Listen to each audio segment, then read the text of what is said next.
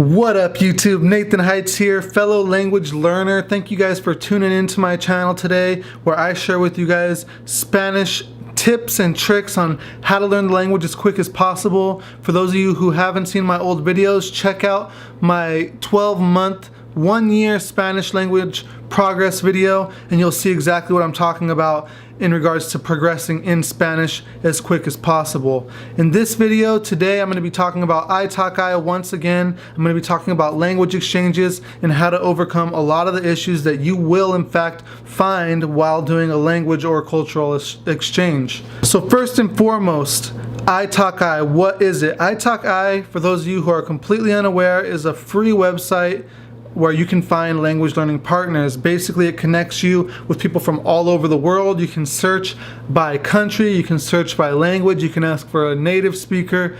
All it requires is that you create an account, fill out some basic info, and you're good to go. Now, personally, I suggest that you get an informal tutor. That way you don't have to go through any of these problems. Yes, you're gonna have to pay a little bit a month.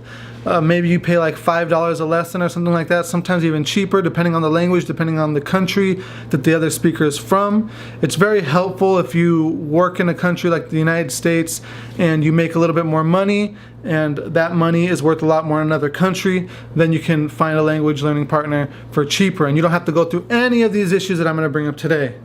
So, what are the issues? The number one issue that you will face if you find a language exchange partner for free is the fact they're also going to want to learn a language, right? So chances are you're watching this video, you speak English, you'll trade your English with them and they will in exchange speak Spanish to you.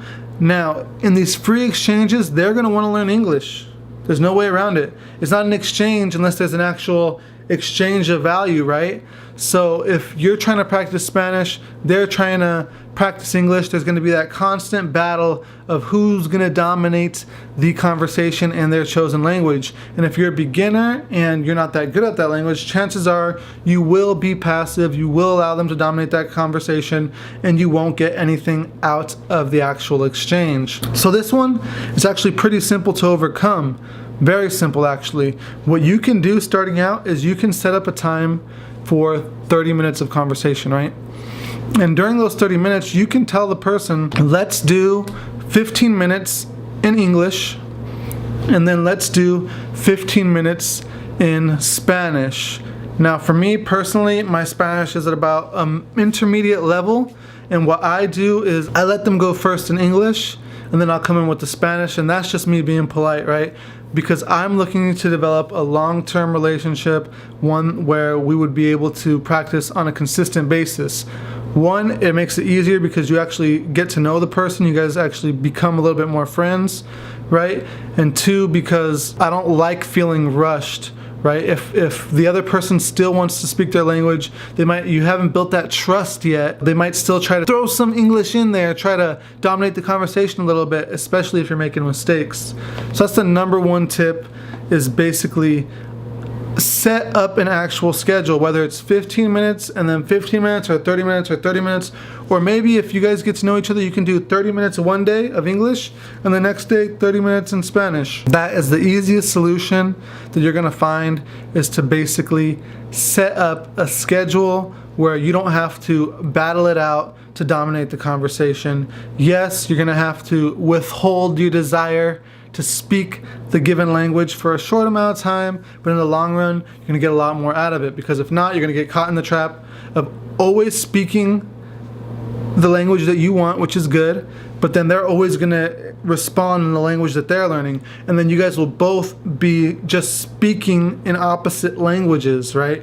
You're not actually going to get the chance to hear that response in Spanish. You're going to speak in Spanish, and they're going to respond in English. That's going to be a huge issue. When you're starting out, that's not as much of an issue because you just need that practice moving your tongue, moving your mouth, and just getting used to making those sounds. But as you become intermediate and advanced, you're going to need a little bit more hearing practice. Hearing is going to become the next big thing. That's kind of one of the, at least for me, that was one of my last skills to develop. I developed the vocabulary and whatnot first from reading, and then from there I needed to, improve my hearing. Still to this day, there's so many different accents in Spanish, and I still got to do a little bit of work on that. With some accents, it gets pretty hard, but overall, my target, the Mexican Spanish, Spanish of Mexico, I've developed a pretty good hearing, and that's mostly been through paid conversations with informal tutors. I don't have to deal with any of this stuff. I suggest if you guys work, you guys do that as well. And with that, thank you guys for watching this video. I hope you enjoyed this quick tip. I hope it was helpful and useful to you guys. Seriously, lo aprecio mucho, muchísimo, debo decir. Y gracias por todo. No se rajen en sus estudios. Nos vemos pronto. Y bueno, voy a poner más videos en este canal muy pronto. Latest.